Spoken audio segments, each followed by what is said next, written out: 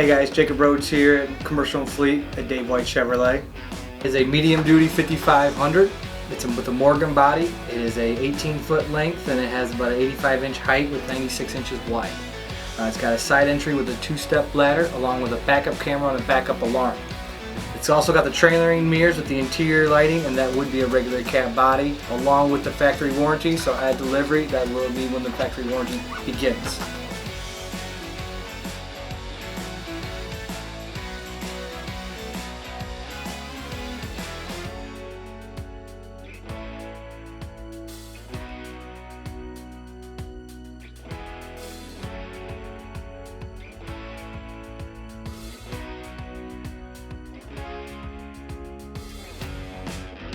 Currently, with the industry being at a low with the microchips, your used car market is going to be extremely high. With the used car market being so high in value right now, it doesn't make sense to take a used car and pay the higher value with less warranty.